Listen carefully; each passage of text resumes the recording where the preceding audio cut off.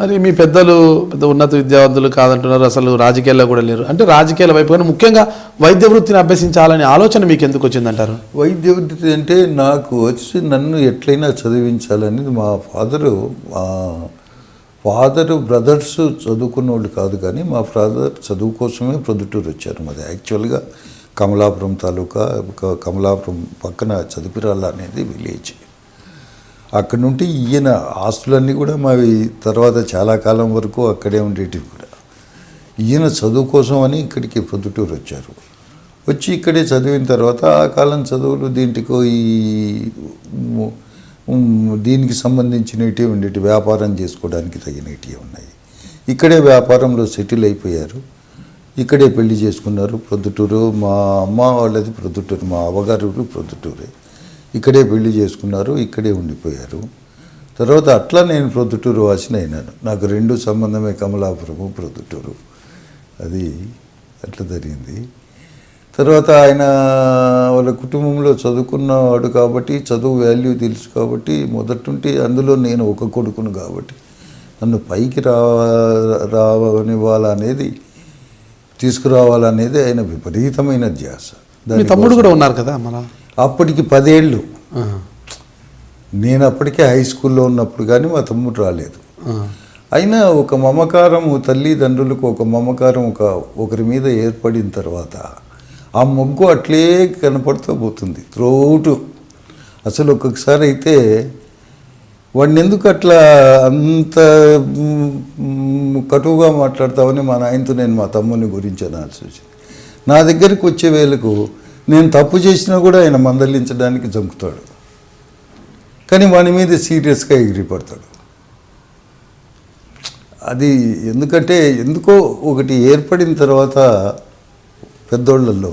మీ తమ్ముడు ఏం ఫీల్ అయ్యాడు కాదు సార్ అప్పుడు? లేదు, నన్ను ఒక రకంగా నిన్న ఒక రకంగా చూస్తారు ఏందన్నయ్య? అదేం లేదు. అంటే వాడు ఇక్కడ స్కూల్లో చదివేవాడు, నేను కాలేజీకి అప్పుడే పోయినా జరిగింది. నేను కాలేజీకి మెడికల్ కాలేజీలో చేసిన సందర్భంలో అప్పుడు ఏం లేదు. ఆయన ఎంత చదువుకున్నారు? ఆయన తర్వాత ఇది చేసి డిగ్రీ చేసి బ్యాంక్ ఎంప్లాయీగా ఉన్నారు, స్టేట్ బ్యాంక్ మేనేజర్గా రిటైర్ అయినారు. సార్ మళ్ళీ వైద్య విద్యను అభ్యసించాను మీరు, తర్వాత ఈ న్యాయ విద్య వైపు ఎందుకు వెళ్ళారు? మళ్ళీ లా ఎందుకు చేయాల్సి వచ్చిందంటారు? ఇంతదాకా చెప్పిన దాంట్లోనే వచ్చింది. నాకు ట్రేడ్ యూనియన్ అనుభవం లేదు. ట్రేడ్ యూనియన్ స్టార్ట్ చేయాలంటేనే నేను ట్రేడ్ యూనియన్లా తెప్పించుకొని కొత్తగా చదవాల్సి వచ్చింది. చట్టాల గురించి తెలుసుకోవాలి, తర్వాత దాని గురించి ట్రేడ్ యూనియన్ కోర్టులకు పోవాల్సి వచ్చింది. తర్వాత ఇక్కడ పోలీసులను ఎదుర్కోవాల్సి వచ్చింది, ఎందుకంటే పోలీసులు రెండోగా ఇది అప్పర్ స్టాట. నేను కానిస్టేబుల్స్ని గురించి ఇక్కడ ఒక విచిత్రమైన వాతావరణం. లోయర్ క్యాడర్ అంతా మాకు ఫేవరబుల్గా ఉండేది.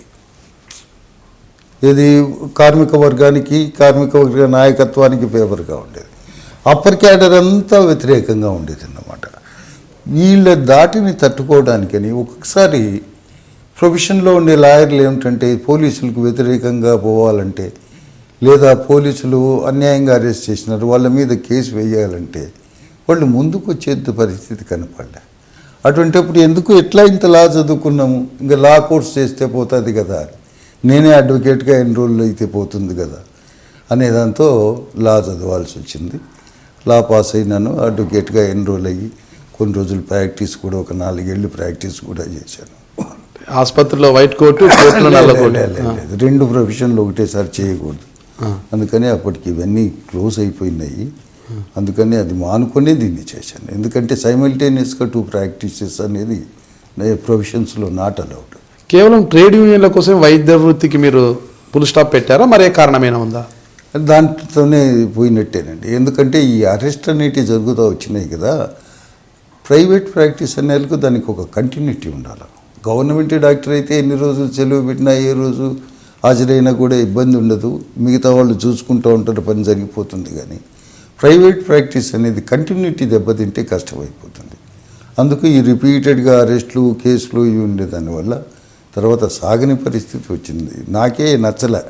ఎప్పుడో పోవడము, 4 నెలల తర్వాత జైలు నుండి రిలీజ్ కావడం, మళ్ళీ ఆ పేషెంట్లు వచ్చి ఆసుపత్రిలో కూర్చోవడం అనేది కష్టమైపోయింది నాకు.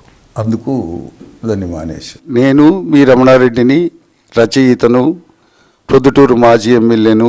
మీరు చూస్తున్నారు ఐ డ్రీమ్ న్యూస్.